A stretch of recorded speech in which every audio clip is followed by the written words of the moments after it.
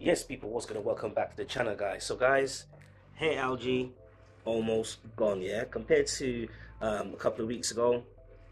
Yeah, it's virtually gone. Now guys, I have cheated a little bit. I have used fluconazole to help get rid of this hair algae. Now always recommend, always tell people, if you are trying to get rid of hair algae in your system, ensure that you try to use natural remedies before you go into chemicals and products, right? So a natural remedy would be getting more cleanup crew, snails, hermit crabs especially do munch on hair algae. It's a good idea to just get a whole heap of them, and always pay attention to how many snails or how many hermit crabs you have left in your system, because they do die.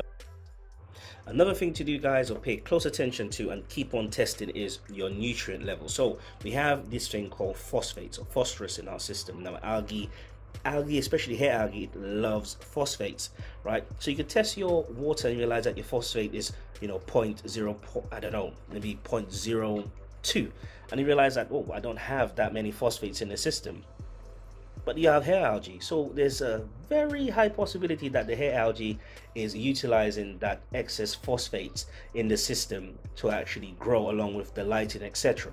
So it's very important to keep an eye on your nutrients and how much you feed your tank. So if you realize that you're getting hair algae, just cut back on how much you're feeding.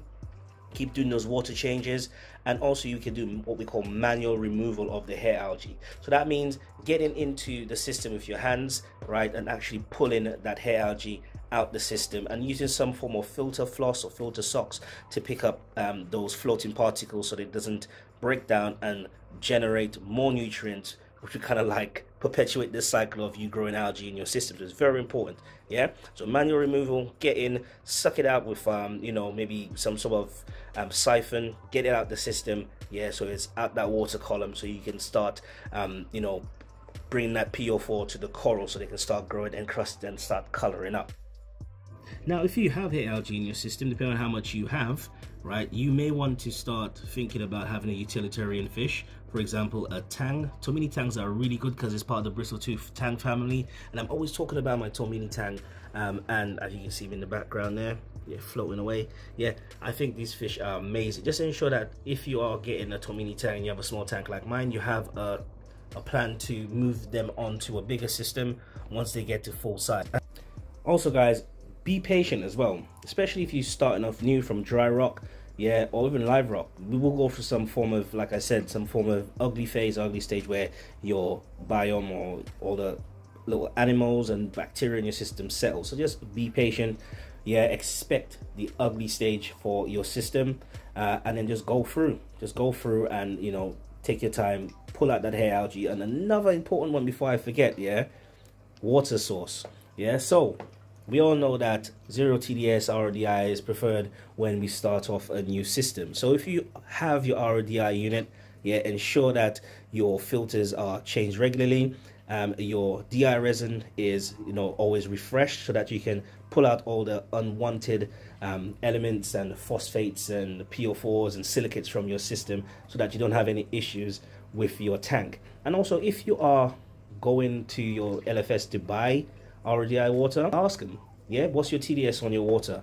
Now I would say to people like, yeah, maybe 1 TDS is acceptable, but for me it's 0 all the way, yeah. I've never had any issues with my RODI water because I've always changed my filters when I need to, and also my DI resin gets changed maybe after every 100 liters, because I do have a really small RODI unit that I use for my system, so I really burn for a lot of RODI or DI resin to maintain that 0 TDS water. Right, so for other products, like especially fluconazole, which I use to help get rid of my algae issue, amazing product, amazing product. I recommend to people, yeah, you can use it, but guys, if you're using something, just be sure that it's something that you want to put in your system. Ensure that you calculated the risk to your system before you use it, because you don't want to put something in there and it will just wipe out your tank, yeah. So if you have to, like I said, if it recommends free tablets or free capsules, do half, yeah, so that you don't put too much, you're not nuking your tank. So if you look at it this way, if you need to put free capsules or free tablets in there, yeah, over 13 days to get rid of the hair algae, how about you put maybe 2 in there and just keep it in there a bit longer, so it's less potent, but you keep it in there for maybe a longer period of time so you can do the work, yeah. And always every day As soon as you wake up, have a look at your corals, have a look at your sandbed, have a look at your fish to see if there's any unhealthy goings on in your system, right? And if you see there's anything, you know, that shouldn't be there, shouldn't look like that, start testing, water change, right? And just fault finding. Right, guys, so this is the end of the video. I just wanted to tell you guys my little bit of knowledge from what I've learned while in this hobby. So a couple of things to remember if around hair algae. Number one, yeah, use chemicals as a last resort. So this was my last resort. I used fluconazole. I cheated, I know it worked, but assess the risks of your system or to your system before you implement any sort of chemical or product or powder to reduce algae and PO4. Now we spoke about raw phos. So if you're using raw phos, if it says to you use 10 ml in your reactor, I would say go with 5 and monitor over the course of a couple of weeks so that you gradually lower your PO4 to affect your algae. And if you're using raw phos as well, yeah, there's a high probability that when the algae dies off, it will probably contribute in other ways to nitrates and other broken down proteins in your system. So what you need to do is those water changes, keep on them as well, keep testing.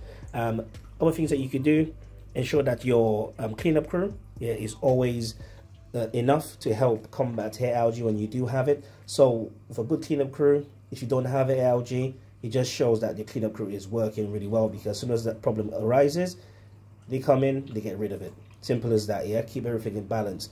Next thing you can do, check on your utilitarian fish. Yeah, if you have the space to have a Tomini tang, get a Tomini tang in there. If you have space to have a lawnmower blenny, get one in there. Also little urchins and that. I mean, tuxedo urchins are amazing like that at nyamming at hair algae and coralline algae, and just keeping your rocks clean. Yeah, very, very important, guys. And there's so many other little tricks to the trade that that you know we know as hobbyists to keep our systems clean and free from hair algae and maintain our PO4. So if you know any other tricks, guys, put it in the comments below. Let me know so we can have a discussion. Maybe I can start using them in my system to prevent any issues from further occurring in regards to hair algae. Right, guys, this is Narava HG Aquatics Reefing. Don't forget to like, share, subscribe, guys. I'll see you next time.